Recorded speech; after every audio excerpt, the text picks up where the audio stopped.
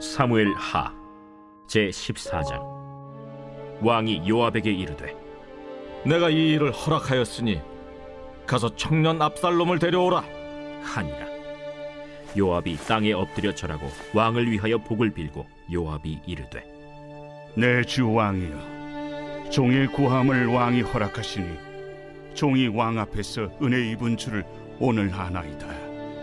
요압이 일어나 그술로 가서 압살롬을 데리고 예루살렘으로 오니 왕이 이르되, 그를 그의 집으로 물러가게 하여 내 얼굴을 볼 수 없게 하라. 압살롬이 자기 집으로 돌아가고 왕의 얼굴을 보지 못하니라.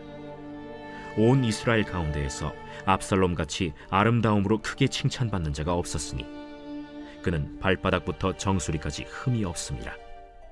그의 머리털이 무거움으로 연말마다 깎았으며 그의 머리털을 깎을 때 그것을 달아본즉 그의 머리털이 왕의 저울로 200세겔이었더라. 압살롬이 아들 셋과 딸 하나를 낳았는데 딸의 이름은 다말이라. 그는 얼굴이 아름다운 여자더라.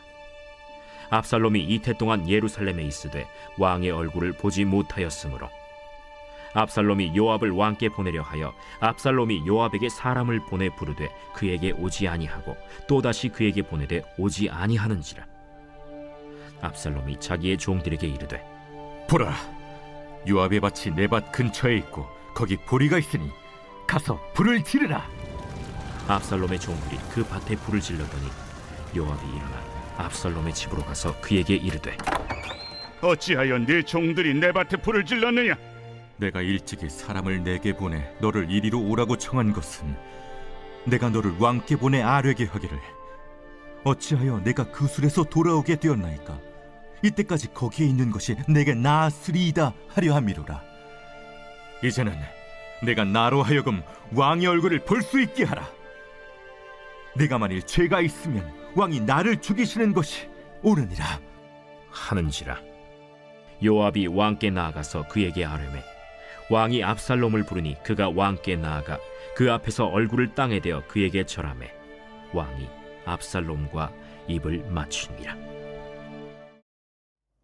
할렐루야. 사랑하는 열린문교회 성도 여러분, 지난밤도 주님 주신 은혜와 평강 가운데 단잠 주무셨습니까? 아침을 깨우는 말씀, 화요일 이 아침에 주님께서 저와 여러분에게 주시는 말씀은 사무엘하 14장 21절로 33절까지의 말씀입니다.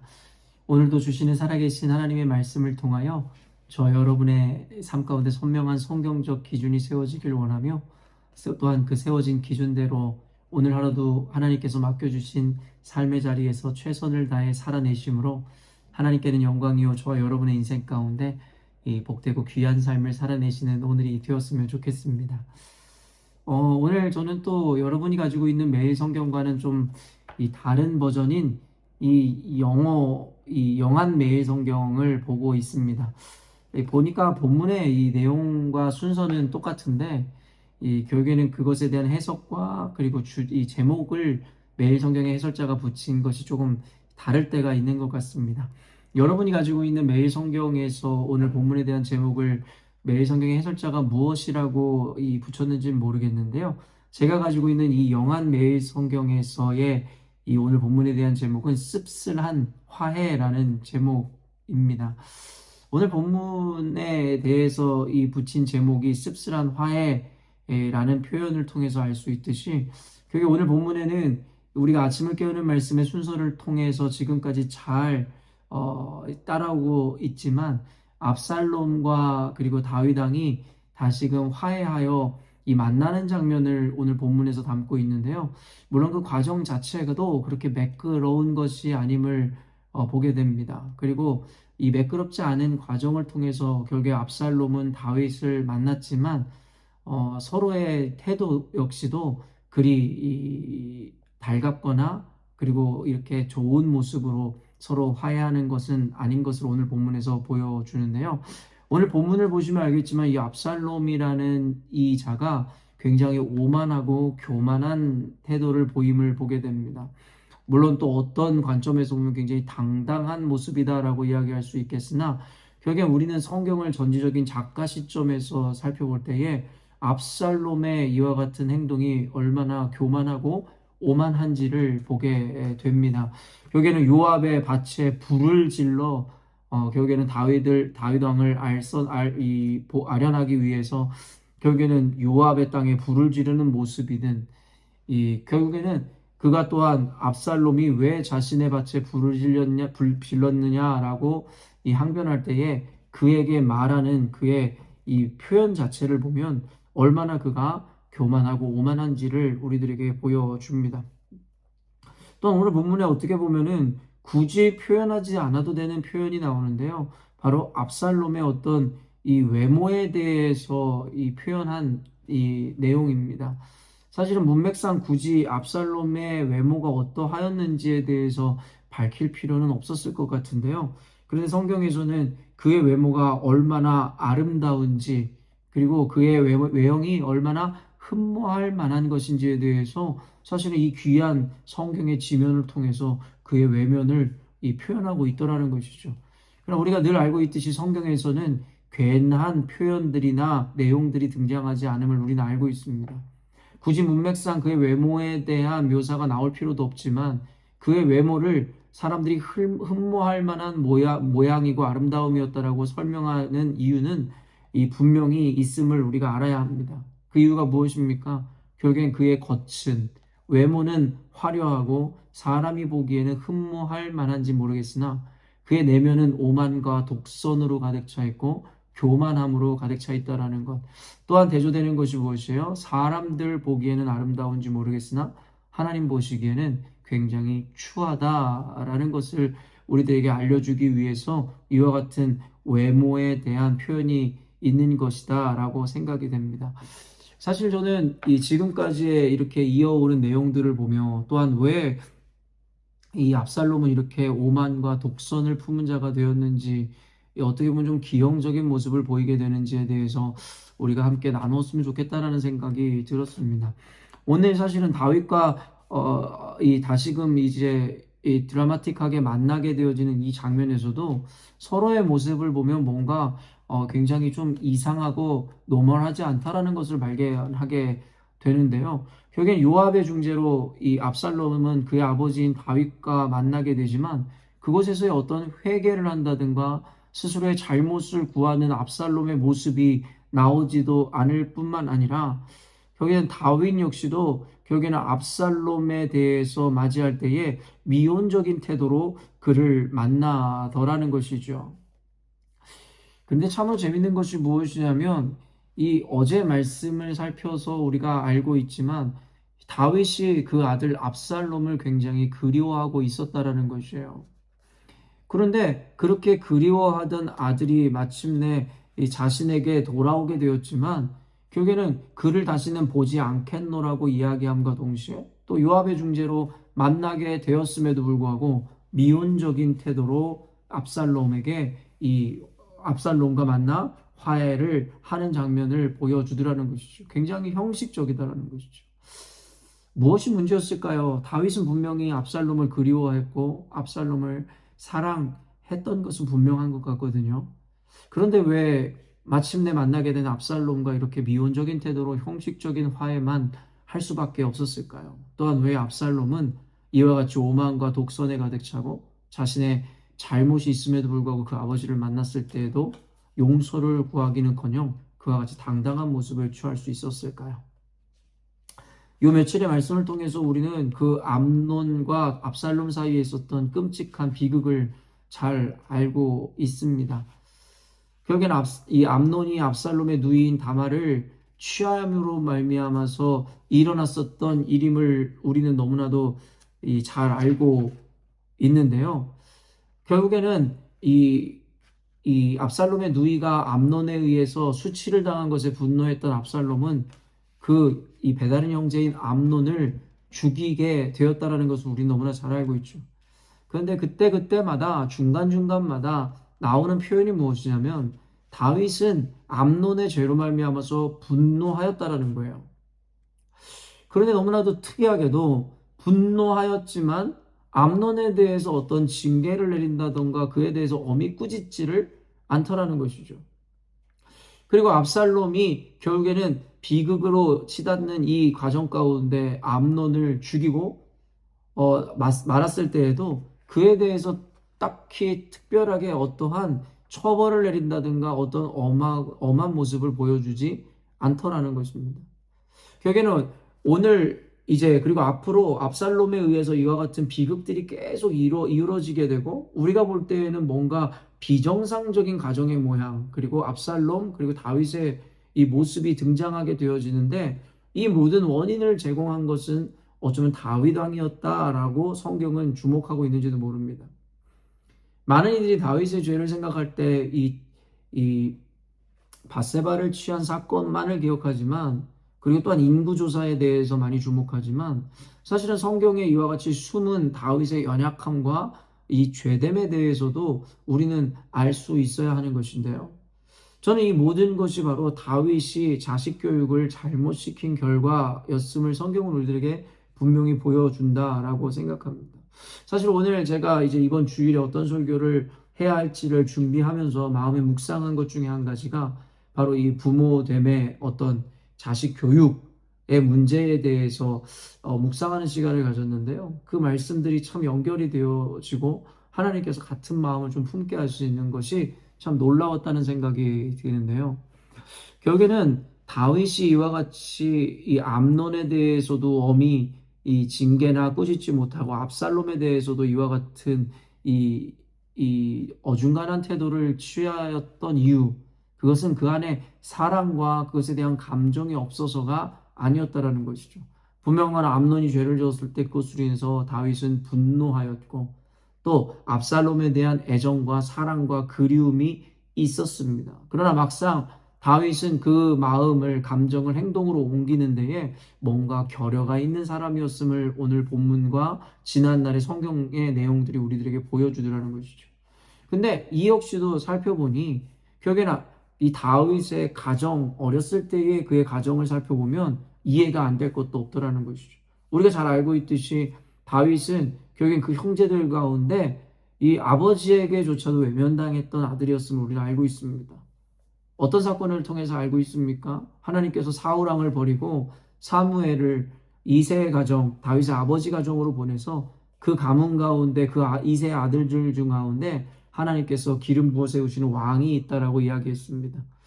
결국엔 그 이야기를 듣고 사무엘을 영접하는 이새는 다른 형제들은 잘 멀끔하게 준비시키고 그 이새 앞에 내놓지만 결국엔 말제였던 다윗은 결국에는 양을 이 돌보고 칠하고 딴 곳으로 보내놓았더라는 것이죠. 그만큼 다윗은 집에서도 하나의 천덕꾸러기 혹은 아버지에게조차도 대접받거나 인정받지 못하는 아들이었음을 분명히 보여주죠. 그래서 시편에서도 다윗은 무엇이라고 이야기하냐면 나의 육신의 부모는 나를 버렸을지라도 하나님께서는 나를 버리지 아니하신다. 물론 하나의 은유적인 표현이고 하나의 비유적인 표현일지는 모르겠으나 그 고백을 통해서 다윗은 어쩌면 가정에 이 부모에게 특별히 아버지에게 어떠한 상한 심정과 상한 마음이 있었을지 모르겠다라고 우리는 충분히 고려하고 생각해 볼 수 있다라는 것이죠. 이 말은 무엇이냐면 결국에는 그 가정에서 받지 못한 사랑, 제대로 되지 못하였던 그 관계로 인해서 그와 같은 저주는 대물림되게 되고 다윗 역시도 아버지에게 온전한 사랑과 대접을 받지 못하였기에 자식에 대해서 어떻게 대하여야 되고 자식에 대해서 어떻게 훈계를 하거나 그 사랑을 표현해야 되는지에 대해서 몰랐을 것이다라는 것입니다. 제가 언젠가도 여러분들에게 이야기했지만 지난날에 제가 어렸을 때 아버지에게 특별하게 받지 못한 그 사랑에 대해서 이야기를 하였습니다. 이 많은 고통이 있었고 어려움이 있었음에도 불구하고 예수님을 만나고 나서는 그 우리 아버지에 대한 미움이라든가 상처라든가 원망이라는 것이 조금도 남아있지 않음을 보게 되었습니다. 왜냐하면 하나님께서는 저에게 미처 제가 어린 시절에는 보지 못했던 것을 깨달을 수 있는 은혜를 주셨기 때문입니다. 도리어 저에게 어떻게 보면은 사랑을 나눠주지 못하고 보여주지 못했던 아버지에 대해서 긍휼한 마음이 도리어 제 마음 가운데 들었습니다. 그 이유는 무엇이냐면 아버지가 우리 형제들을 사랑하지 않았던 것이 아니라 사랑했지만 어떻게 사랑을 표현해야 되는지에 대해 우리 아버지도 배우지 못하였다라는 깨달음이었습니다. 저희 가정에도 가문에도 참 굉장한 많은 좀 스토리가 있는데요. 어찌됐든지 간에 저희 할아버지는 일찍 이 교통사고로 인해서 유명을 달리하셨고, 결국엔 저희 아버지도 제대로 된 이 부모의 교육과 사랑과 온정 가운데 자라지 못하셨고, 젊은 나이에 홀로 사실은 고생길에 오르셨다라고 저는 들어왔습니다. 그러다 보니까 그 어려웠던 시절에 결국에는 아버지도 없이, 결국에 여러 가지 또 스토리에 의해서 아버지 역시도 때로는 천덕꾸러기처럼, 그리고 온전한 부모의 사랑과 그 가정에서의 교육을 받지 못하고 자랐더라는 것이죠. 그러니 우리에 대해서, 우리 형제에 대해서 사랑하는 마음이 분명히 있으셨을 것인데, 어떻게 그 사랑을 표현하고 어떠한 방식으로 훈계해야 되고 가르쳐야 되며 사랑을 보여주어야 되는지 저희 아버지 역시도 배우지 못하여서 아이들을 꾸짖고 혼내는 것에 능숙하지 못하였고, 그저 억압하고 윽박지르는 것이 자녀들을 훈계하는 것이다라고 착각하셨다라는 것이죠. 저는 오늘날의 다윗의 모습에도 그와 같은 이 되물림의 모습을 보게 되더라는 것이죠. 물론 어떤 이는 저희 아버지가 같이 어떻게 보면 부모로서 자식을 어떻게 훈계하고 가르치는지에 대해서 배우지 못하였기 때문에 자신만의 방법으로 윽박지르거나 화를 내는 방식을 취하였는지 모르겠지만, 또 어떤 이는 역으로 반대적으로 아버지가에게 그와 같은 방식을 배우지 못했기 때문에 무작정 아이들을 보호하고 훈계하지 못하고 혼내지 못하고 표현하지 못하는, 어떻게 보면 잘못된 훈계 방식과 그 표현 방식들을 이 마음 가운데 그리고 모습 가운데 보여주고 있는지도 모르더라는 것이죠. 저는 다윗은 이 후자의 모습으로서 결국에는 암논에 대해서, 압살롬에 대해서 분노하고 하나님께서 기뻐하시지 않는 일임에 대해서 알고 있었지만 그들을 꾸짖거나 훈계하지 못하여 결국에는 적절한 대처를 하지 못하여 압살롬은 그 암논, 사랑하는 아들이었던 암논을 죽이게 되고, 결국엔 나중에는 압살롬까지 반역을 하고 아버지를 배신하여 나중에 죽음에 이르게 하는 이 끔찍한 어쩌면 가문의 이 비극의 스토리가 이어지게 되더라는 것이죠. 저는 모든 것이 어떻게 보면 1차적으로 이 다윗의 잘못으로부터 시작되어지는 일이라 생각합니다. 그러나 그 이전을 생각해 보니 다윗 역시도 온전한 아버지에게, 부모에게 이 교육을, 사랑을, 배려를, 그리고 어떻게 훈계하는지를 배우지 못하였음을 우리가 알 수 있다는 것이죠. 오늘 본문에서는 사실은 그와 같은 이 비정상적인 부모 자식 간의 관계, 그리고 감정을 적절하게 해소하지 못하는 이 모습들을 보여줌으로 말미암아 이 다윗의 연약함도 우리들에게 더불어 보여주노라 저는 생각이 듭니다. 물론 제가 여러분에게 나누었던 이와 같은 묵상들이나 이 이야기들을 알 수 있으려면 여러분들이 바로 다윗의 어린 시절부터 지금까지 이어오는 이 스토리들과 그의 고백들에 대한 인식과 또한 여러분들이 그것을 읽었던 경험이 있어야지만 어떻게 보면 우리에게 나올 수 있는 하나의 묵상이고 결과물이었지 않나라는 생각을 해보게 되는데요. 어찌됐든지 간에 제가 여러분에게 나누는 이 나눔들을 통해서 우리가 어떻게 보면 미처 보지 못하였던 다윗의 허물과 또 다윗이 암논과 압살롬에게 이와 같이 그들을 대할 수밖에 없었던 그의 한계를 봄으로 말미암아 하나님께서는 오늘 우리들에게, 또한 부모된 우리에게 무언가를 가르치시고자 하는 것은 아닐까라는 생각을 하게 됩니다. 아까도 얘기했지만 이번 주일에 아마 이와 관련된 묵상들과 나눔들을 여러분과 하게 될 것이라는 생각이 드는데요. 오늘 말씀을 통해서 여러분이 미리 그 부모됨에 대해서, 그리고 자녀에 대한 이 훈계 내지는 자녀들에게 사랑을 어떻게 표현하고 보여주어야 하는 것이 옳은 것인지에 대해서 저마다의 나름의 묵상과 생각들, 고백들을 한번 해보는 시간이 되었으면 좋겠습니다. 아마 여러분이 한 주 동안 그런 부분들에 대해서 고민하고 묵상하고 생각하다가 이번 주일에 설교를 들으면 아마 여러분들에게 큰 유익이 있으리라 생각이 됩니다. 언젠가도 이야기했지만 가게에 흐르는 저주라는 책, 많은 구설수에 올랐지만 저 역시도 그 책을 읽어보진 않았지만 결국엔 가게에 흐르는 저주라는 것은 어떤 영적이거나 어떤 신비로운 어떤 개념에서 어떤 저주와 같은 그러한 우리가 인식하는 개념이 아니라 결국엔 우리가 보고 배운 바, 그리고 어떤 의미로는 역설적으로 보고 배우지 못함으로 인해서 결국에는 그 죄들이, 연약함들이 되물림되는 것을 가게에 흐르는 저주라 규정하고 명명할 수 있을 것이다라는 생각을 해보게 됩니다. 예수 믿는 우리들이 결국에는 우리 가문과 가게에 흐르는 저주와 같은, 그리고 되물림되어지는 그 연약함을 끊어내야 하는 자들임을 잊지 않으셔야 합니다. 이 영상을 보는 여러분들도 혹시 부모로부터 사랑을 받고 나름의 어떤 보호를 받으면서 자라셨겠지만, 각자의 가정 형편과 부모에 따라 결국에는 결핍이라는 것이 있을 수 있습니다. 그 결핍이라는 것이 있지만 미처 자신에게 그것이 결핍이라는 것을 결코 알 수 없는 것도 사실입니다. 유년 시절부터 계속되어 그렇게 그 안에서 자라왔기 때문입니다. 그렇기 때문에 이 영상을 통해서 우리는 하나님 앞에 은혜를 구하고 긍휼을 구하고 하나님의 기준과 관점으로 우리 스스로를 좀 볼 수 있는 그 은혜를 구할 수 있어야 할 것입니다.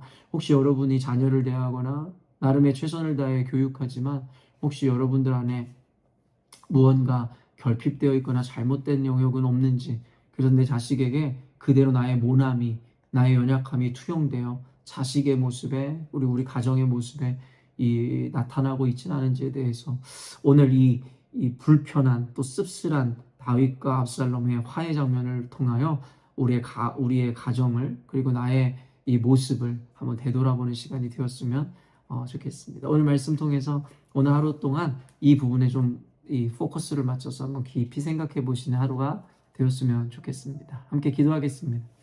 하나님 아버지, 오늘 성경을 통하여 다윗왕의 뭔가 비정상적인 대처와 그리고 모습들, 그 관계를 보게 됩니다.